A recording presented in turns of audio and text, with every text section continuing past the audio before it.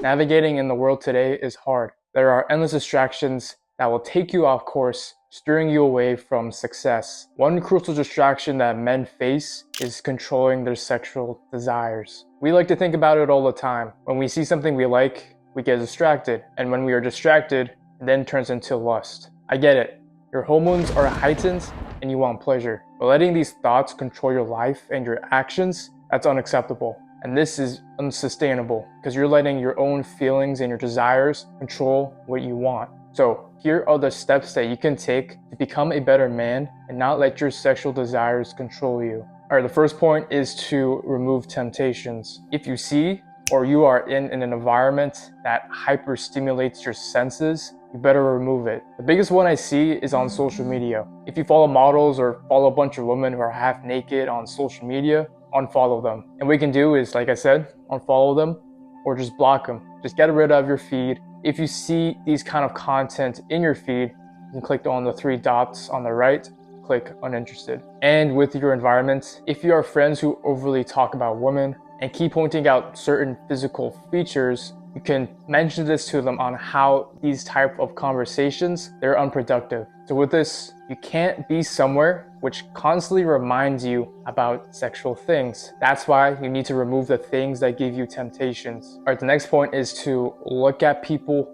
in the eye. You have to stop checking women out. I get it, everybody does it, but it's not serving you a purpose. It might be hard for you to stop at first, but what you can do is look at people, whether men or women, right into the eyes. And a question you always have to ask yourself is, what color are their eyes? Plus, it helps with your confidence because whenever you have eye contact, especially with a stranger on the streets, you have this sort of awkward tension in between. You're like, why are you looking at me? Why are you looking in my eyes and staring in my eyes?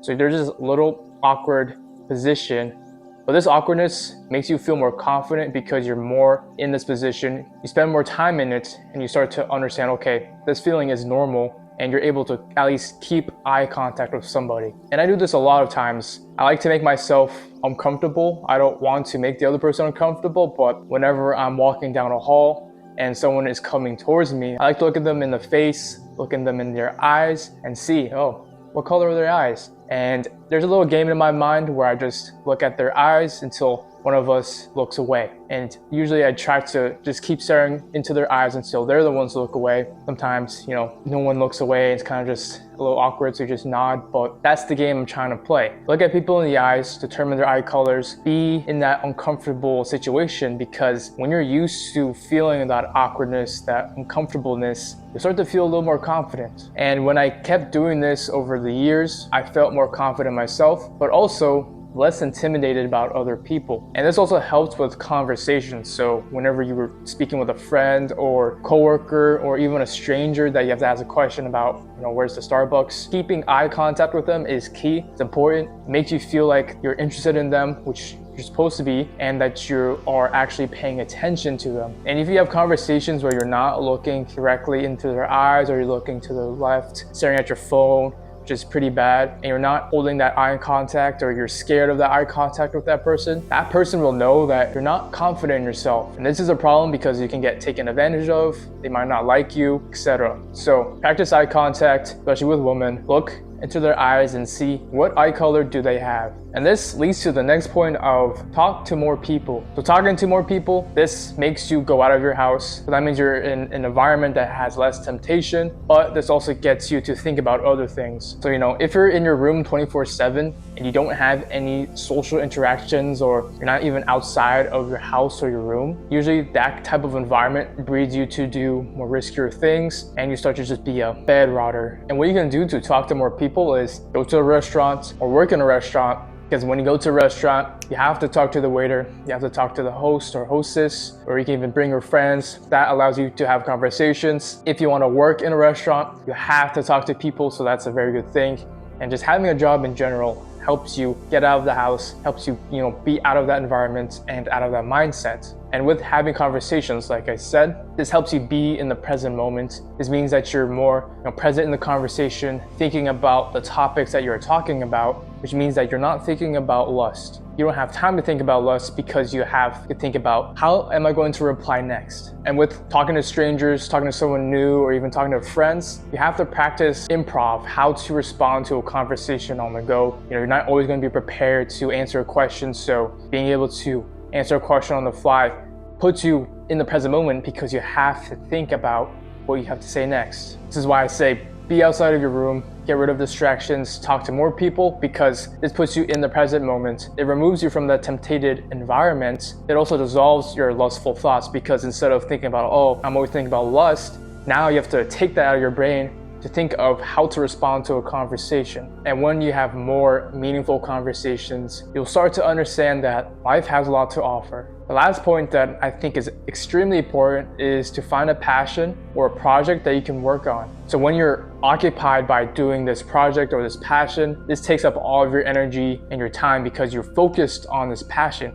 And since it's a passion, this is something you really want to do. And when you're hyper-focused on completing this project or doing this passion, start to, not care about lust. You start not to think about it because all you can care about and all your energy is going towards is this project or this passion. For example, when I was training for track, my days were just filled with training. And, when I get home in that sort of tempted environment, I'm like, I don't have lustful thoughts because all I want to do is eat, take a shower, and sleep. There's no wiggle room for, lust, to think about lust or anything like that. I'm tired. I worked on my project or my passion, which is training for my example, and I just went straight to my recovery and slept. I was too tired to think about it, and all I wanted to do was eat and sleep.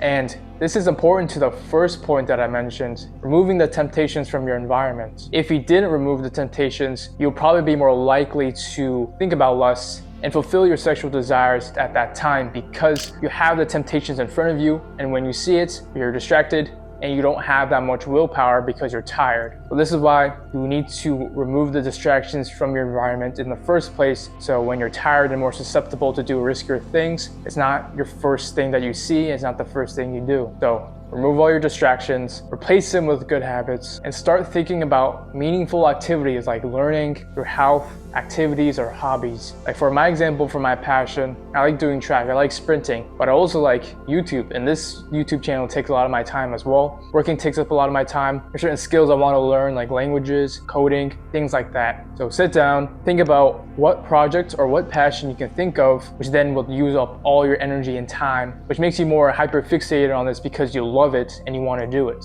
Because all these steps, when you take yourself away from your sexual desires, you're able to use that energy towards what you want to build. And being able to build something for your life, that's the crucial part, because life is about learning, life is about building something and leaving something for someone else. Hopefully, that's a positive thing. So take back control. Lust will not rule over your daily living. Remove distractions, temptations, and environments that will persuade you to think and do lustful things. Remove sexualized conversations and start thinking about your passion, projects, goals, health, learning, and things that you want to do in life. If you want your life audited for free by me, I'll leave that link in the description below. And all the products I use to support my health, they are also in the description below. Watch this next video to improve your life with these 4 key habits.